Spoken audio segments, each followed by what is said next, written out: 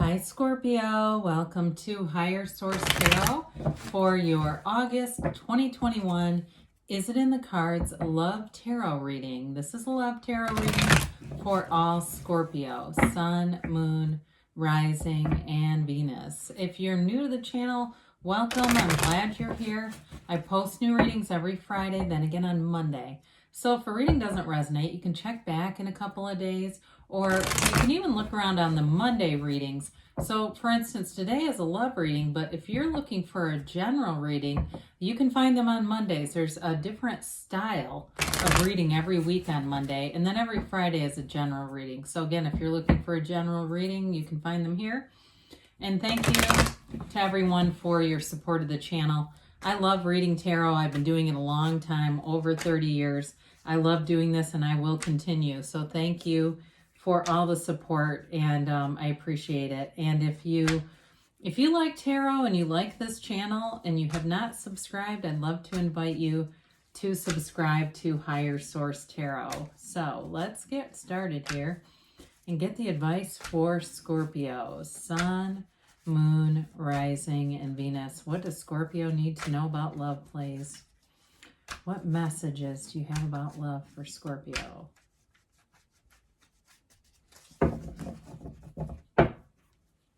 So we'll begin here by drawing 3 cards to represent your energy, 3 cards for the person you're attracting, 3 cards for the advice. Your energy is the 7 of Wands, Temperance, and the Moon. That's interesting. Their energy is the Page of Swords, the Lovers, and the King of Swords. Definitely could be a Gemini. Your advice here is the Magician, the 3 of Pentacles. Wow, that's really cool. And the 3 of Wands. Well, you've got a commitment here. So is it in the cards? I'd say yes. And they have the Lovers. I like to see that here, especially if it is a Gemini. Gemini can be great fun. I know it's, everybody's got their issues with certain signs, or they've had some experience, but I've had many Gemini in my family, and a few of them are quite hilarious. And so anyway, you also have Pisces and Sagittarius here. But just looking at their energy, they do have a lot of air, so maybe it's just in their chart somewhere. So your energy, boy, I feel like it's like you've got this conquering spirit, they keep saying.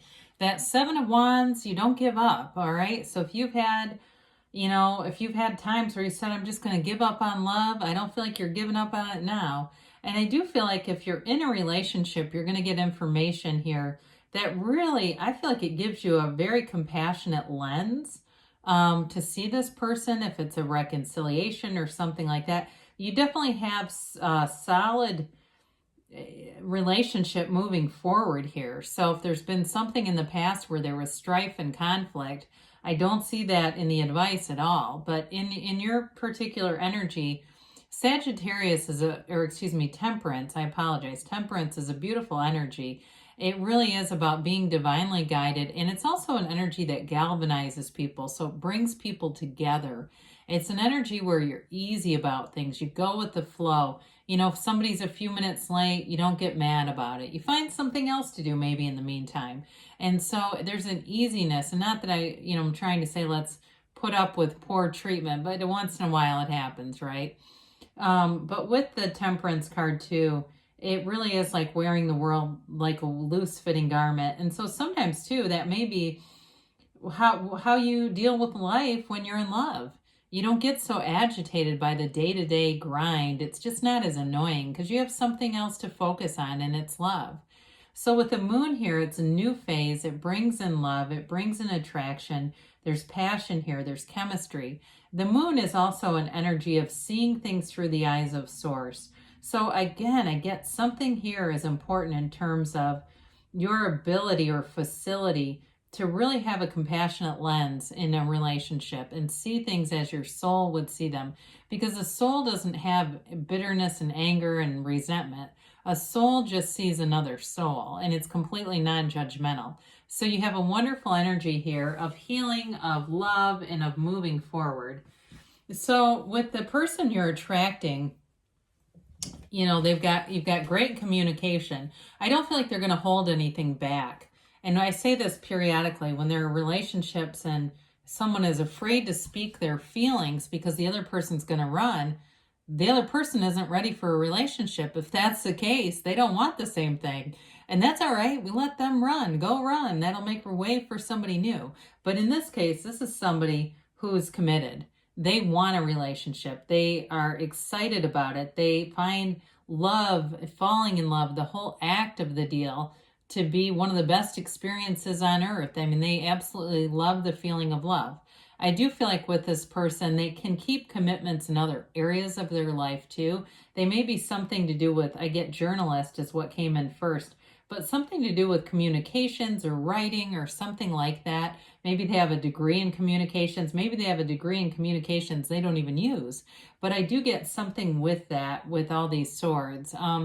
But with this too, I do feel like even though they love this feeling of love, they do have a rational mind, a practical mind. So it's not like completely one-sided where they're, irresponsible and in love kind of a thing. They do have the ability to be responsible, pay their bills, all that good stuff. Now, with the lovers, it is an energy of not only love and a very meaningful relationship, but it's also the relationship between the conscious, the subconscious, and the divine. So it's a relationship that's being divinely guided, manifested through spiritual laws and principles.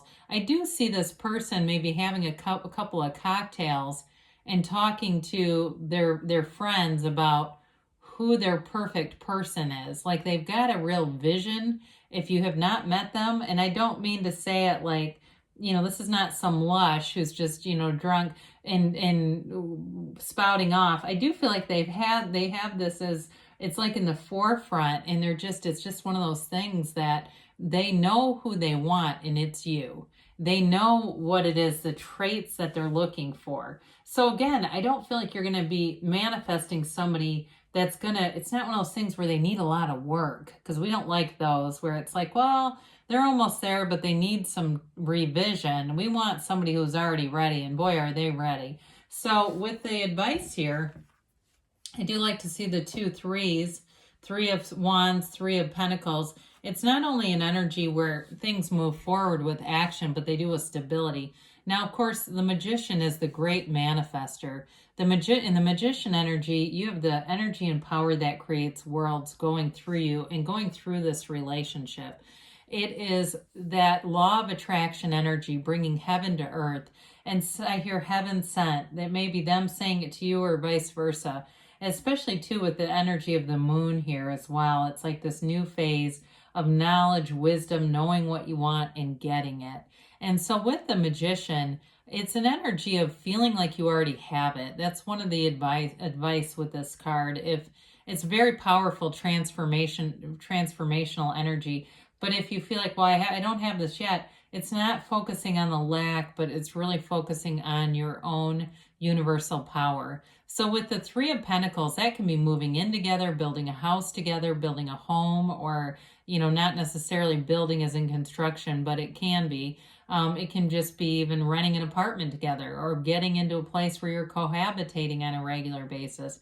But it's a very harmonious energy. And I do feel like in this advice, you have a relationship connection that other people want and desire. It's not as much envy as much as they see it as, if that can happen in your life, it can happen in mine too. Again, it's very harmonious energy, so there's no competition here. There's deep desire, and there's this drive here to have stability and have a foundation that runs the distance. So the 3 of Wands, now that is a card, it's a card of success. It can be a card of waiting. So if it's like you've been waiting for this for a while, but it's a waiting and knowing. He waits unbothered. He's not nervous or anxious. It's a waiting and a knowing that this is all coming to fruition. And just like the Magician doesn't create illusions. The Magician breaks through illusions, and it allows you this facility to get exactly what you want. I mean, there's no trickery here. There's nothing deceitful going on here. It really is very straightforward in terms of manifesting a relationship that has all the elements. I feel like both of you are bringing a lot to the table in terms of wisdom, maturity, and an openness to love. There's definitely an openness to love throughout the reading. So let's see what the angels have to say here for Scorpio. And it's, you know, with 4 major arcana, when you only have nine cards, I mean, that's significant. So I don't want to downplay that at all. It's definitely a significant energy. All right, let's see here.